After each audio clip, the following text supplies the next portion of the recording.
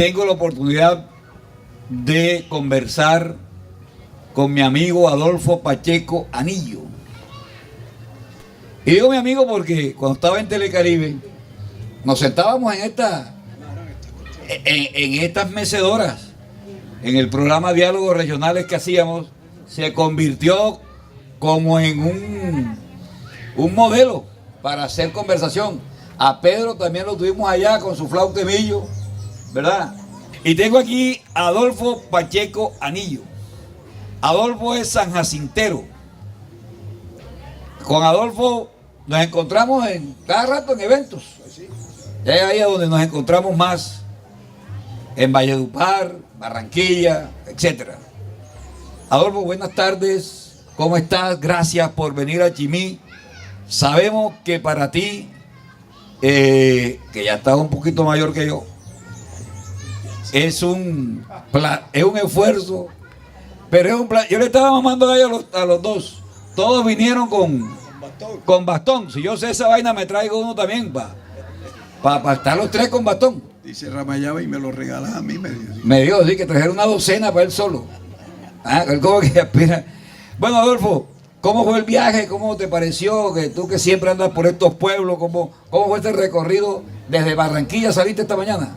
Bueno, de Barranquilla había salido hace como 2 días, pero yo tengo una pequeña finca en San Jacinto y estaba ahí, como se metió el puente, y de ahí vine. Yo he venido varias veces por aquí, por estos territorios, y me siento contento porque son manifestaciones no solamente de trabajo musical, sino cultural, que yo cuando empecé la cuestión de la producción musical me incliné mucho por la cultura, y yo dicto a veces mis charlas con mis canciones, los que quieran preguntar, en fin, una cuestión sencilla pero cultural. Noto que aquí hay bastantes muchachos del colegio y de eso, y me gusta compartir con ellos. Ojalá me hicieran preguntas, porque como estaba diciendo el locutor aquí, el derecho de autor está muy por debajeado en Colombia, y por ejemplo las emisoras, que son los que más influyen en esto, no mientan al autor, sino que mientan es al intérprete.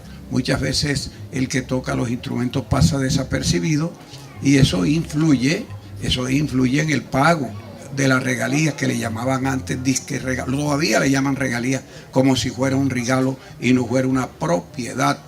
Es una propiedad intelectual. La del derecho, del hecho de hacer canciones, sí debe ser una propiedad. Bien, Adolfo, que es compositor de La Maca Grande, Mercedes y tantas otras composiciones de las que hablaremos más luego. Ya está. Pero es importante decir que Adolfo es abogado de la Universidad de Cartagena, Adolfo. Sí, de la Universidad de Cartagena. De San Jacinto a Cartagena, hora y media. En el pasado eran como 3 horas. 6. 6 horas. Imagínense usted Tenía ahora. que ir a Calamar, y de Calamar coger tren para allá, para Cartagena. Hágame el reverendo. Ya por no favor. existe el tren. Ya no existe el tren. Oye, usted es bastante viejo. Sí, bueno, 78 años. 78 años bien vividos, además. Sí, señor. Bueno, Adolfo, tú has iniciado esta conversación en un tema que me ha pedido los organizadores de este evento que profundicemos un poco. Hoy se habla de ideas creativas. Sí. Se habla de autorías, ¿verdad? Uno puede registrar una danza, por ejemplo, ¿verdad? Un cuadro. Un cuadro, una canción. Yo sé que los compositores nuestros, más que los compositores de otras partes del mundo, siempre han tenido problemas con las composiciones, porque a pesar de existir Saico y Asimpro, siempre ustedes andan en la pelea por la regalía, más que regalía, por los derechos que tienen por la composición. Bueno, cuéntanos en tu experiencia personal, cómo te ha ido y cómo funciona eso para que todos estos muchachos que están aquí sepan, y los compositores, los que quieran ser compositores, cómo te ha ido en esto de los derechos de autor, o de lo que tú mismo decías. Eso no es ninguna regalía, ese es el pago de un producto, de un trabajo intelectual que tú hiciste. Exactamente. Bueno, aquí cuando ya se comenzó a tener conocimiento del derecho de autor, que no lo consideraban en Colombia los que presentaban espectáculos públicos, si no le decían un derecho, sino un impuesto, como si fuera un impuesto del gobierno en beneficio de los compositores. Nada de impuesto, es el pago de un derecho.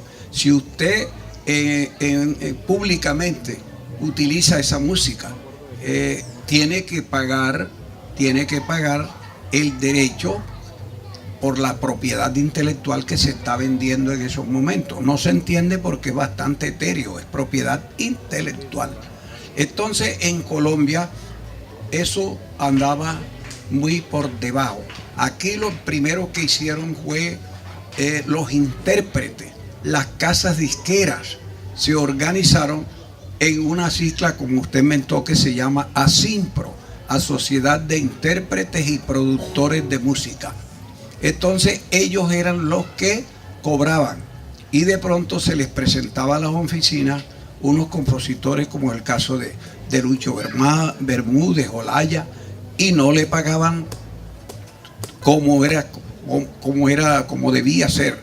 Entonces ellos se reunieron y organizaron, porque ahí estaba, por ejemplo, Jaime Echeverry, que era el gobernador de Antioquia, de una cantidad que cobraban era como intérprete. Entonces ellos crearon a SAICO. SAICO es Sociedad de Autores y Compositores, llamando al autor al que hace la melodía y el otro el que hace la literatura, porque por general las canciones constan de dos, de música y de literatura o letras que le llaman. Se organizaron, pero fue siempre, eso se llamó en Colombia la guerra del centavo, porque unos querían brincarse a los otros. Eso en Colombia nació, creo que desde la independencia. Sí. ¿Entiende? A Bolívar, que le dio la libertad, lo querían matar. ¿Y quiénes lo querían matar? Los que nos cogieron el fusil para independizarla, sino aquellos académicos que consideraban y conocían la Constitución. Entonces, así, no vaya a creer que eso es viejo, la organización. Fue Belisario Betancur en el 1982 que creó la ley del compositor, del autor. Entonces unos son los intérpretes y otros son los autores o compositores. Ambos reclaman sus derechos. Cuando yo me hice abogado, quién sabe si no tanto por la política, sino por el derecho de autor, para defender esa causa. Yo estudié ya de 37 años, ya yo estaba hecho como músico y me gradué por allá a los 43 años. Hice una tesis en la Universidad de Cartagena que me la declararon meritoria. ¿Por qué? Porque la hice sobre derechos de autor. En los colegios no se enseñaba como antes música, no se le aclaraba a la gente qué era eso. Entonces la mayoría de la gente no sabe qué es eso. Y yo de la tesis y me vinculé a SAICO. Y me vinculé en la lucha de SAICO que tenía con ASIMPRO, pero no para matarlos, porque eso necesitamos ambos, sino para organizar eso. Nosotros tenemos un derecho que se llama un derecho importante, especial, que es la creatividad. Entonces los otros son derechos conexos, sí están conectados, porque si no hay música, no hay interpretación. Entonces el intérprete, eso lo discutimos y por allá en el 74, 84, por allá, conseguimos que los intérpretes se ganaran el 40% del producto no de los impuestos y los compositores escogieran el 60%. Existe un organismo que creó Belisario Betancur, la ley 23 de 1982, donde se creó la Dirección Nacional del Derecho de Autor. En la Dirección Nacional del Derecho de Autor es la que rige, porque estos son elementos de cobranza para cobrar. Pero en la dirección ampara a todo el artista, como dijo el doctor, a todos los artistas. Usted hace un cuadro y puede inscribirle en la Dirección Nacional del Derecho de Autor. Si ese cuadro le produce o lo vende, el que lo cobra un porcentaje y le dan al artista por los cuadros. Fíjense que los cuadros aparentemente no producen, pero unos cuadros los pueden llevar. Aquí llevaron las artesanías de Colombia, se las llevaron para España, se las llevaron para otra parte, para Roma. En ese tiempo no pagaron nada porque no se conocía el derecho de autor, pero el derecho de autor es importante. Yo puedo decir, bueno, no solamente por el derecho de autor, yo fui abogado, creo que nunca me he ganado un pleito sino es de Saico, ¿entiendes? Ayudé a organizar a Saico porque eso creían que los abogados éramos unos ladrones en ese tiempo, que nos íbamos a robar a Saico. Pero ya entendieron por qué. Les cuento una anécdota, doctor. Claro, dale. Cuando yo vi, allá cobraba Jaime Agudelo, era el que cobraba el derecho de autor. Se presentó Tony Aguilar, El de la ranchera. el de la ranchera, para presentarse. Mexicano. El mexicano. Para presentarse en Medellín, en Cali y en Bogotá. Yo estaba en el consejo directivo.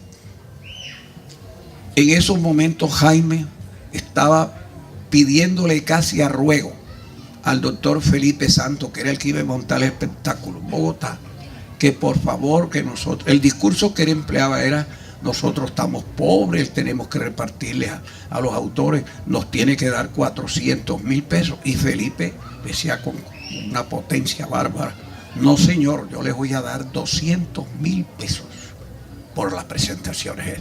Entonces yo fui al consejo directivo con los conocimientos que ya tenía. Digo: señor, está pasando esto, va pasando esto, ¿cómo es posible? Entonces se nombraron una serie de abogados para que cobraran legalmente a lo que teníamos derecho. ¿Y sabe cuánto tuvo que pagar Felipe Santos por los tres? 80 millones de pesos. ¿Por qué? Porque eso es un derecho. Tenía, si va en varios estadios a presentar un hombre que llenaba los estadios, como Tony Aguilar, y le quedó, y así Saico comenzó a recaudar. Pero no vayas a creer que esas regalías son de Saico o de Asimpro, si están interpretando el tambor, los instrumentos y no. Ellos recaudan y cobran un porcentaje porque hay que pagarle a los autores de México, en el caso de Tony Aguilar. Entonces cobraba Saico en ese tiempo 30%, y lo demás tenía que mandárselos a los autores de los mexicanos, porque eso no va a ser. Hay un defecto y una falta de información. Hay muchos autores que tienen su carnet, pero no venden, es decir, no se les venden las canciones. Pero como tienen el carnet, dicen: a mí me tiene que mandar Saico, como si Saico no fuera una entidad privada, es una entidad privada, y como si fuera un organismo de beneficencia. Es decir, que debe darle por el hecho de ser compositores, aunque no hayan vendido nada. Se necesita vender las obras para poder cobrar como cualquier propiedad. Adolfo, bien interesante ese relato. Yo espero que los jóvenes que están aquí y los adultos, porque anoche escuché compositores que están haciendo sus pininos. Uno no puede desesperarse que pegue una canción de primerazo. Sí, señor. Eso hay que demorarse. Claro. Hay que demorarse, y comienza uno aquí por Chimí, que es un corregimiento, después gana en San Martín, después en Magangué y en el banco, y de pronto te ganas el premio mayor con una buena canción. Lo importante que ha dicho Adolfo, fíjense ustedes, y es: uno puede registrar, por lo que te entiendo, el derecho de autor de un cuadro, de una escultura, que no puede hacer. Por ejemplo, vamos a poner Botero, que tiene tantas esculturas en el mundo. Él tiene eso registrado y debe estar registrado en la Dirección Nacional del Derecho de Autor. A la dirección se la brincan, como se brincan en Saico se puede inscribir también, pero con la autorización de la Dirección Nacional del Derecho de Autor. Por ejemplo, esa Dirección Nacional de Derecho de Autor, ¿dónde? Está en Bogotá. Sí, pero es una oficina dependiente de qué ministerio. Dependiente del Ministerio del Interior, ahora antes era de Gobierno, creo que sí. Entonces hay uno registra, hay muchos compositores que creen que porque llevan a la notaría una obra por un guión, ya está registrada la obra. No, la tiene que registrar es en la Dirección Nacional del Derecho de Autor. Bien. Lo que pasa es que si esa obra a veces debe pegar. Allá yo hice una proposición en Saico que Saico debía tener oficiosidad. Es oficiosa. Es decir, que si oye la canción, tiene la obligación de coger esa canción y ella de oficio inscribirla aunque el compositor no la haya escrito. ¿Entiendes? Debe de hacerlo así. Ahora la canción es una propiedad. Si usted siembra en maíz y se la ahoga el río, ¿qué va a coger? No coge ninguna cuestión. Pero si el maíz, usted siembra 3, 5 hectáreas, usted cobra. Así es la música. Es una propiedad. Bien. Si Ramayá vende sus canciones, lo invitan, como a mí, a otras cosas en organismos públicos, tiene que pagarle a Saico y pagarle a Sincro por la interpretación y por la creación. La mayoría en Colombia quizás no paga, pero yo no sé, aquí presenta un espectáculo público y creo que está obligado los alcaldes, porque eso lo conseguimos nosotros, que los alcaldes se encargaran. No damos permiso si no reconocen los derechos para interpretar las obras. Bien. Y eso llega allá. Bien interesante. Anoche, por ejemplo, estuve ahí chismoseando.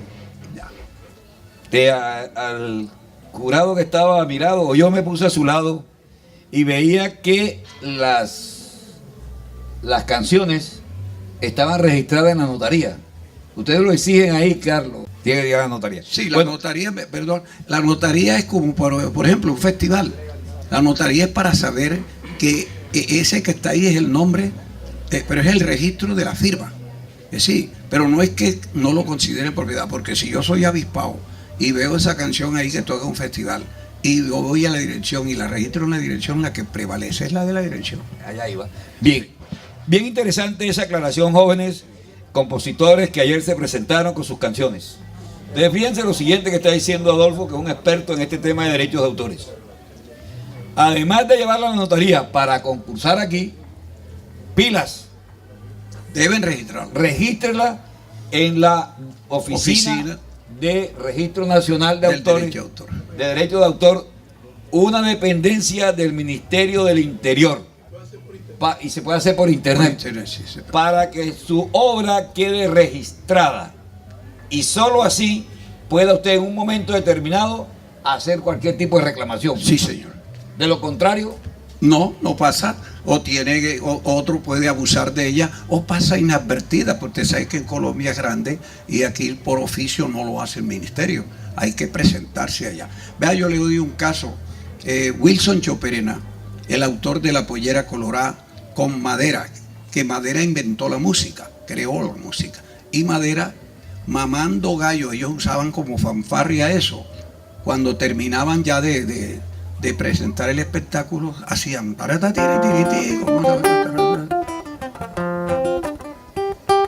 entonces Choperena cogía y cantaba. Eso llevaron a grabarlo y resulta que yo, que era del comité de vigilancia, me interesé por eso, porque esa obra no se la pagaban a los verdaderos autores, y Wilson sí reclamaba y Rafael Escalona, que era el presidente de Saico, pero ¿qué puede reclamar un hombre con una obra? Digo, Rafael, vamos a investigarla. Y resulta que Wilson Choperena, con una sola obra, ganaba más regalías que todos nosotros los que estábamos ahí, porque se vendió en el mundo. La Pollera Colorada es un himno, sí, sin duda. Y Madera, creo que todavía se le pidió el favor, inscribe la canción, se la tuvo Saico que escribir de oficio. Entonces, sí es importante, porque usted no sabe qué canción va a pegar. De pronto una canción que usted se burla en el pueblo, y eso no es así, no la llega a grabar. Y resulta que esa es la que le gusta a la gente. Claro. Entonces es bueno que se organice eso y que sepan que eso produce dinero. Yo vivo autor actualmente. Yo fui político, fui maestro de escuela, después me dediqué a estudiar, entiendo, ocupé puestos públicos. Inspector de tránsito. Fui inspector de tránsito. Secretario de tránsito de Bolívar. Secretario de tránsito. Fui secretario de la asamblea, fui asistente de político. Tuviste bastante político. Tú no de política, yo la política no. Pero yo un día te vi que tú eras como pastelero. Yo soy pastelero. Entonces, ¿por qué? Porque yo noté en la vida desordenada que había en este país que ser conservador o liberal era como una especie de suerte, y era una pastelada. Entonces yo me retiré de la democracia, pero continué adhiriéndome a jefe.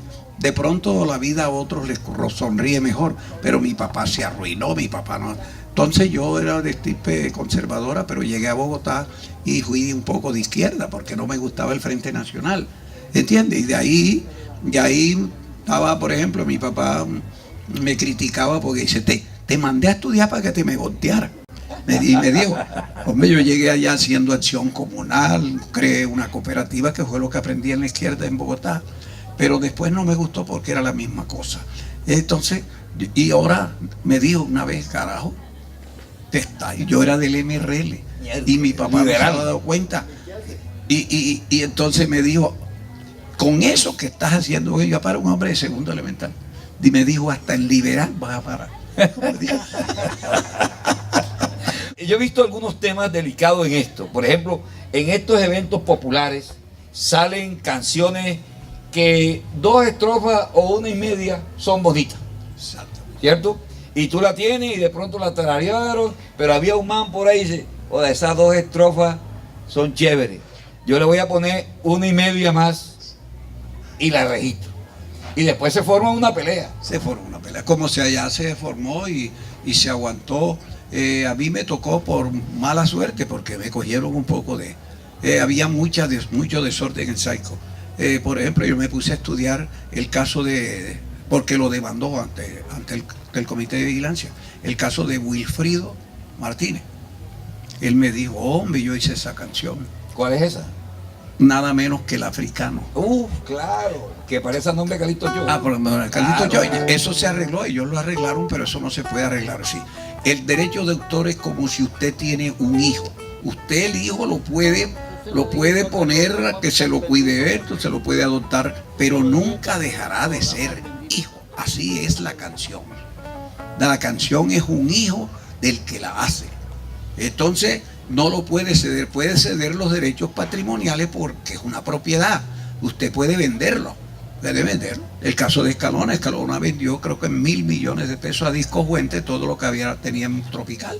Claro. Bueno, eso lo puede hacer porque puede negociar con sus canciones, pero sus canciones no de. Y me encontré también con Rafael, porque Rafa tenía, en el de tiempo aquello, se creía que darle una canción a una persona grande, como yo lo sentí cuando fui. Yo hice mi primera canción, bueno, de 6 años, pero me la grabaron de 16 años, de 17 años. Y yo me sentí orgulloso oírme en un acetato, oírme en una emisora. Qué berraquera. Como cuando uno publica su primer libro, que todavía no lo he publicado. Claro. Como usted sí ha publicado infinidad de más o menos. Entonces me la cogió Andrés Landero y la puso a su nombre. Yo me sentí feliz, pero cuando ya comencé a estudiar cómo era esa cosa. La Maca Grande. No, fue una canción Tristeza, que Tristeza, sí, él grabó ahí con un jaladito. Sí. Entonces comencé a interesarme de eso y de ahí llegó que me quisiera a estudiar el derecho y ayudé mucho. Wilfrido Martínez tenía millones de pesos, pero que Calixto le había recibido, porque Calixto no era que se la había robado, sino que Calixto con su conjunto la arregló. Él la hizo en africano. Entonces se la tradujo y le hizo un arreglo. Pero el arreglo lo paga es Asimpro, no lo paga Saico. El arreglo lo paga Asimpro porque allá van los intérpretes, el de la trompeta, el de la maraca, todo eso va a Asimpro. Asimpro cobra un derecho también, pero eso lo paga. No, uno no puede, si no es intérprete, el caso mío, yo estoy en Saico y Asimpro porque yo soy intérprete. Claro. Yo canto a mis canciones y de otros, pero cobro más derechos de autor. Y le confieso que el 80% que vivo hoy, yo vivo de la música. De la música. Adolfo, tú has tocado un tema bien importante y quiero que seamos conscientes todos ustedes. La música que se ha producido por aquí, de tambora, mucha está sin registrar posiblemente. Mucha está sin registrar. Porque la fuimos componiendo de un verso en Chimí, otro en San Martín, otro en Atilloloba, 2 en Barranco, y de pronto quedó una canción y se volvió una canción y entonces no tiene autor. Exacto. ¿Verdad? Tú has contado una cosa que se decía, o se dice mucho de Alejo Durán, ¿cierto? Que hay versiones una que otra canción que cantó Alejo no era de él, sino del guacharaquero. Y simplemente le decía al guacharaquero, registra el nombre tuyo porque tú eres el conocido, ¿verdad? Sí, así es. Esa era una forma. Entonces, claro, como es el conocido, se beneficiaba lejos, pero también hubo como casos en los que después hubo que arrepentirse. Es que el caso fue que las casas disqueras, por ejemplo, Toño Fuente, allá Emilio Fortú, no conocían el derecho de autor. Entonces llegaba, por ejemplo, Alejo, Abel Antonio y todo, y ellos, imagínense, un contrato para llevárselo a un señor que vivía en tal parte, por allá en El Paso. Entonces, ¿qué hacía Toño Fuente en el disco Fuente? Hombre, Alejo, pero hazme el favor, fírmala tú, porque eso es un problema. Claro. Entonces ya quedaba registrada como de Alejo Durán. Y Alejo no era que quería robársela, pero quedaba a nombre de él. Y lo que se cobraba tenían que pagárselo a Alejo. Claro. Vea, yo conocí un caso, otro caso que yo estudié, los Zuletas, ya más reciente, ya existían el derecho de la dirección. Resulta que los Zuletas grabaron El Indio Manuel María. Ah, sí. Grabaron El Indio Manuel María. Y resulta que El Indio Manuel María era un regalo que le había hecho Escolástico Romero al viejo Emiliano. Pero cuando el viejo Emiliano le llevaron el contrato del viejo Emiliano. Pero él cuando vio que era una cosilla de ley y de escrito, le cogió miedo. Y me dijo, vea hijo, esa canción no es mía. Esa canción es de Escolástico Romero. Lo mismo que La Casa en el Aire que yo le di a Rafael Escalón. Ah, fíjate. Bien, imagine La Casa en el Aire, que eso vendió todo. Toda la plata del mundo. Entonces, allá mandaron preparar los contratos para Escolástico Romero. Y pásmese usted, como dice el barranquillero, pásmese usted, que cuando llegan de Emiliano se puso bravo cuando llegaron de Escolástico Romero. Bravo porque él era un hombre serio. Yo soy un hombre serio. Y yo eso se lo regalé ahora y yo no puedo firmar eso porque yo lo que regalo no le... Así le digo, hombre, el derecho de autor no se puede regalar. Pero él no entendió y eso ha muerto así. Ah, fíjate. Así, eso son anécdotas porque los compositores, por ignorancia, no llegan hasta allá sabiendo que es una propiedad que uno no sabe. Claro. Que uno no sabe si puede pegar o no porque eso depende del público. Claro. Eso depende que la civil le gusta una región, le gusta Así una es. nación, le gusta a un público mayor. Hay una cosa que me llama la atención, que ya se está acabando eso, Adolfo. Antes en el long play, como era en nuestra época, long play, Sí, long play. que ahora se llama CD o Spotify. ¿Cómo entonces poder ver que hay una cosa que dice DRA, derechos reservados de autor? Sí, claro, porque hay casas que son más responsables y ahora no se atreven a hacer eso porque esa es una jugada. Entonces lo que pasa es cuando no tienen muchas casas disqueras que no tienen, o editoras que son las que manejan eso, no tienen por ende derechos reservados de autor para evitarse un problema. Así el autor puede llegar a aclarar, ¿entiendes? Ante la editora y ante la dirección, no, esta canción es mía, y se la paga. El viejo Emiliano con La Gota Fría le hicimos también el trabajo allá en Saico. Eso estaba en la nombre era de Guillermo Huitrago y la familia Huitrago era la que cobraba la regalía. Él se avisparon los hijos, como dice uno vulgarmente, y entonces comenzaron nosotros, Esteban Salas en Saico, que era el abogado de Saico, mi persona, y varios abogados, Mateo Torres, que estaban, comenzamos a hacer el estudio de la Gota Fría. Y resulta que ya la había grabado Carlos Vives, que fue la que le dio bastante internacional, y después la grabó Julio Iglesias y cuantas personas de esas. ¿Y qué pasó? Que se ganó el pleito el viejo Emiliano. A los 3 o 4 meses le llegaron 700 millones de regalías. Y mire eso, el poco de plata que produjo La Gota Fría. Claro que abogaron la familia Huitrago, que Huitrago fue el que le puso la melodía en menor, el que la arregló, como hizo Calixto con el africano. Me lo llevo yo, pa' que se acabe la vaina, que Morales a mí no me lleva, porque no me da la gana. Moralito se creía que conmigo amigo que conmigo vaya a jugar. Y cuando me vio tocar, me cayó la gota fría. Y cuando me oyó tocar, me le cayó la gota fría. Ay, me llevan, él me lo llevo yo, pa' que se acabe la maldad.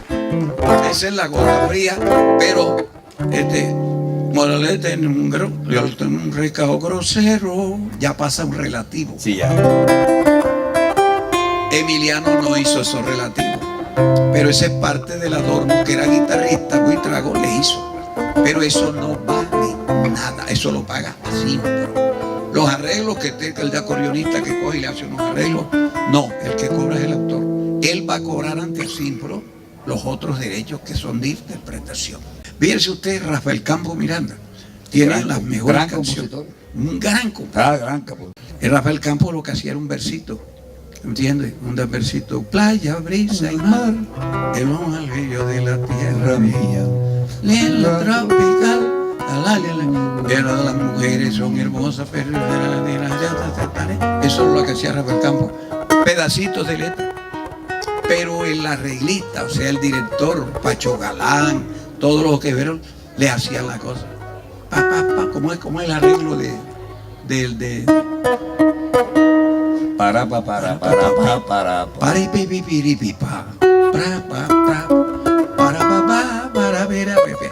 Eso lo pone el arreglista, pero no le da ningún derecho a ser autor de la canción. Hoy hay menos que antes, eso es complicado, ¿no? Porque sin duda, como tú bien lo has dicho, la gente se ha despertado, se ha ido organizando, tú has formado parte, digamos, a ti te debemos, o te deben los autores. Algunas cosas, sí. Pero indudablemente que hemos avanzado.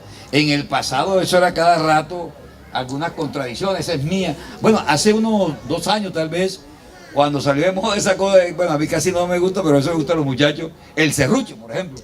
Con el serrucho del Mr. Black hubo problemas, porque el serrucho parece que quien lo compuso fue un carpintero ahí en Arjona, y yo no sé si conoces ese caso. No lo conozco. Bueno, fíjate que pasó una situación muy similar, y él le dio como pedacitos de canción a alguien, y ese pedacito de canción de alguien se la dio a Mr. Black, y Mr. Black hizo el serrucho.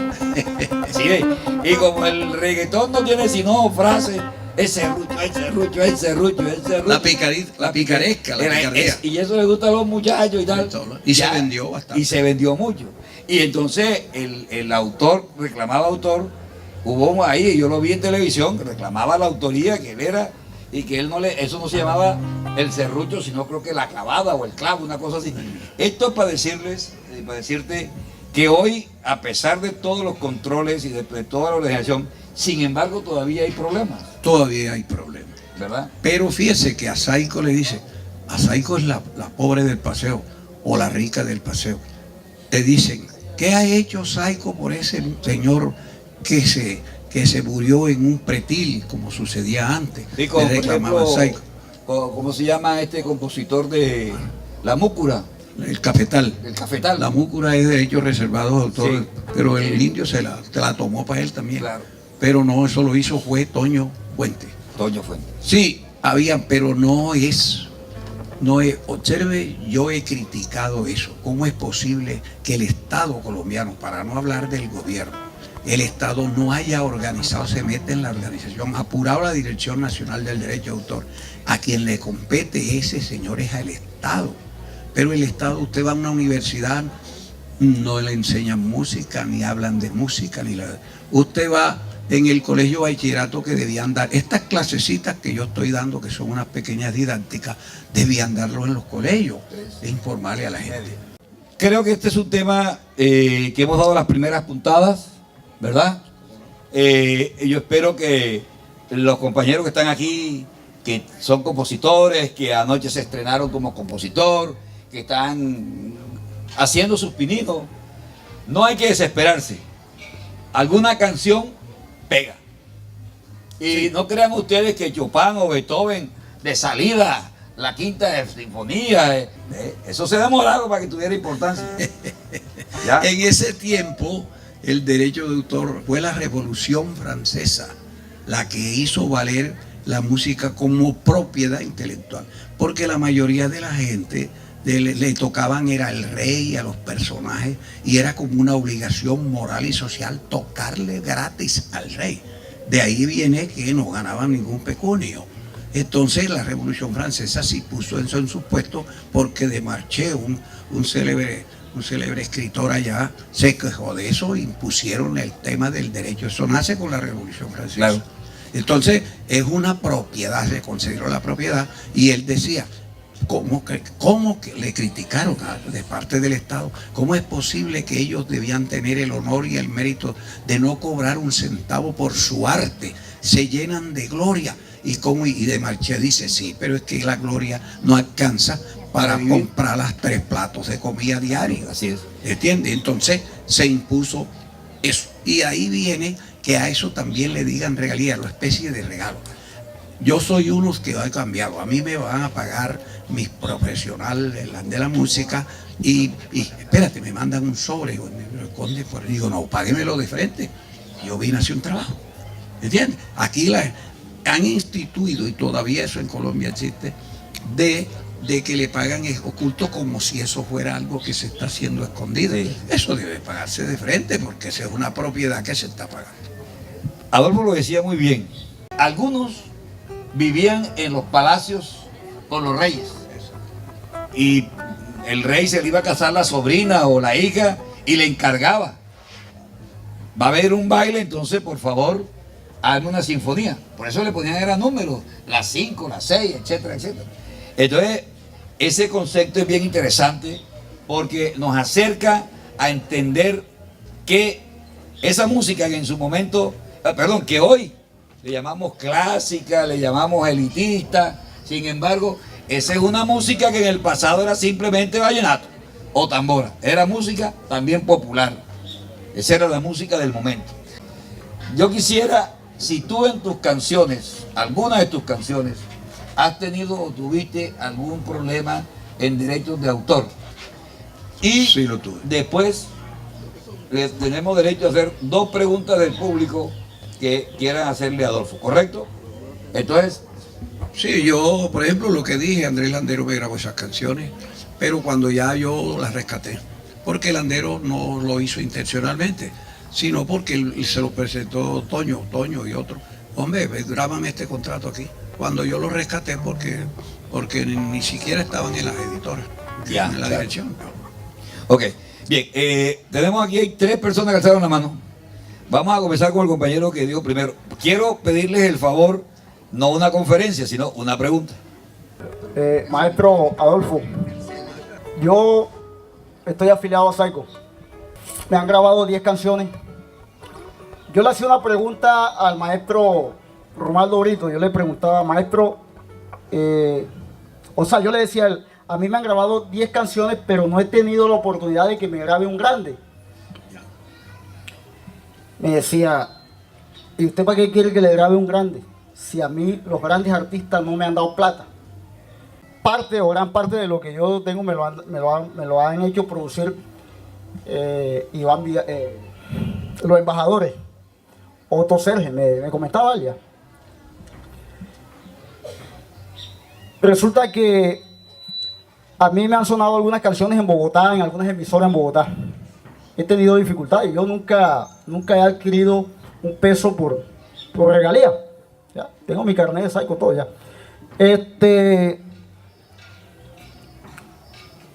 Yo hablaba con un locutor,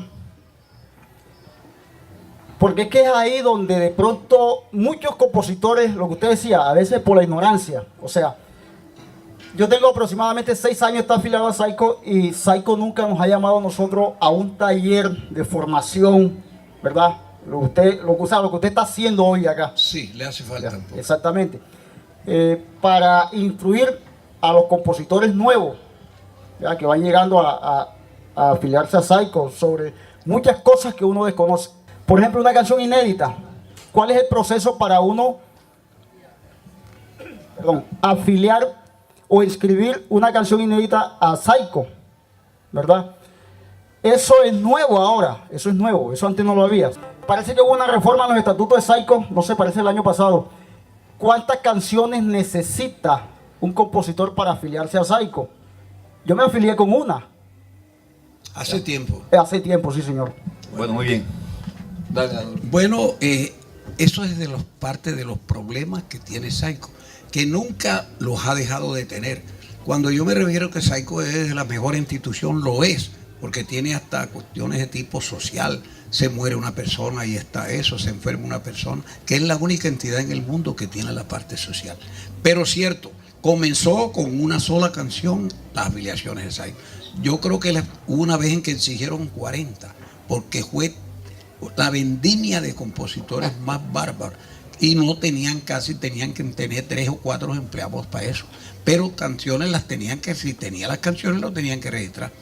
Entonces eso parece que los consejos en su sabiduría ha disminuido el número de canciones a cambio de que las canciones produzcan. Es que si las canciones no producen, no pueden pagarlas.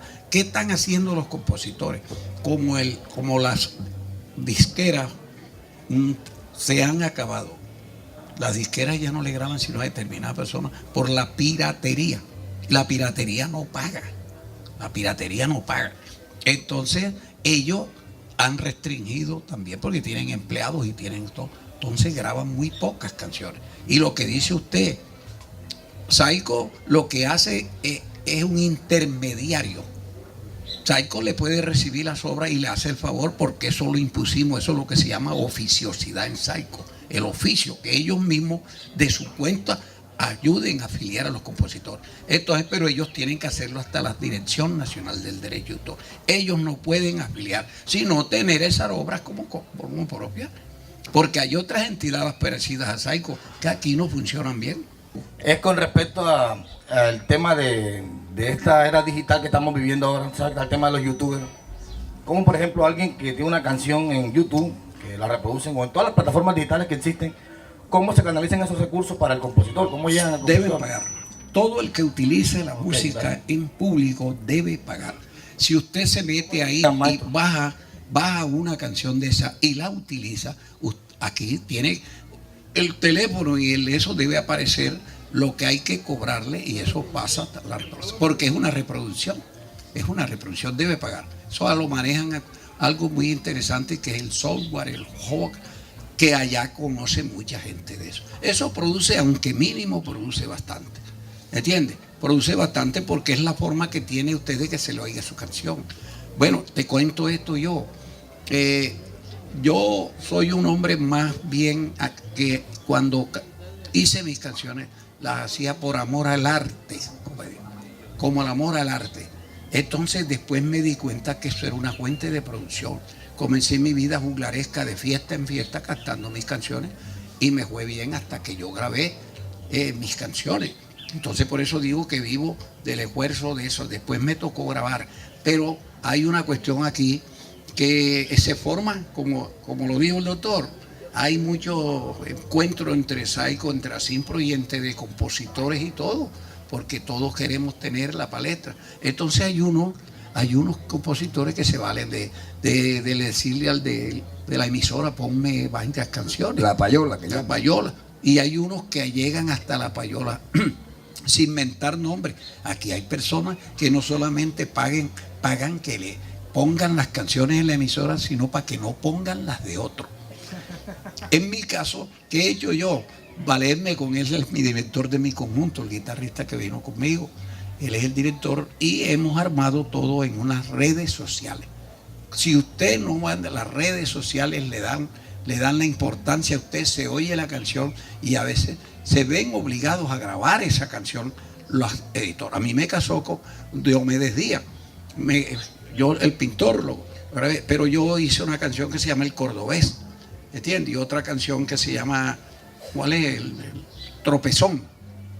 Vamos, que eso me lo grabó, sí, me lo grabó Diomedes en una caseta. Entonces se pegó tanto que la cogieron así en las redes sociales que la casa disquera se vio obligado a grabarla. ¿Entiendes? Eso puede suceder con otras canciones y yo recibo regalías de esas dos canciones. Sí, la intención de Saico es bellísima, pero nosotros los colombianos somos hábiles para empantanar las cosas. ¿Entiende?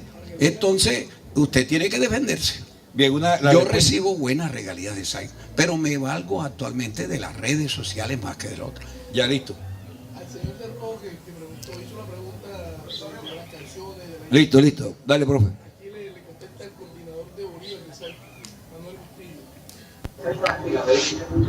Y hermanito, para afiliarse a Saico, así sea con una canción, eso no importa. Puedes entrar con una canción como administrado, o si tienes las 20, mejor. Son 20. La gran ventaja con las 20 canciones es que puedes llegar a socio activo, en el cual disfrutas de todas las prestaciones, igual que a Simpro, disfrutas de anticipos, de préstamos, de auxilios, con las 20 canciones. Pero si tienes una, eso no quiere decir que no puedas entrar. Claro que te afilias como administrado. Si la canción no suena, no produce, no pasa nada. Pero ahí va sumando, es lo más importante. En caso tal de que no sé quién sea, pues si eres tú, pues mejor todavía.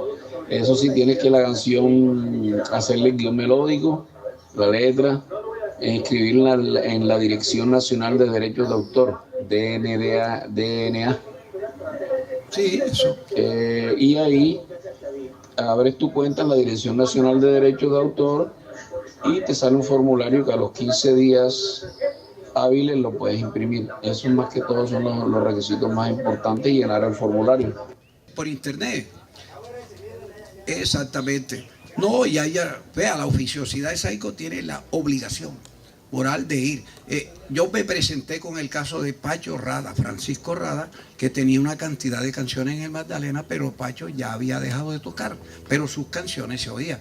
Cuando le tocaron la lira plateña, le grabaron la línea plateña, Pacho pudo observarse. Entonces Pacho no se encontraba. Entonces hay un artículo en Saico, no sé si existirá todavía, que es el artículo Q, que permite de oficio afiliar el compositor porque comúnmente es conocido. Esa gente que son conocidas por sus obras, los afilia. Eso sí que Saico después de oficio les manda a una persona para que sus obras la registre, porque eso es obligatorio, porque esa es una organización que tiene su requisito. Bien, muchas gracias, Adolfo, por esta información sobre derechos de autor.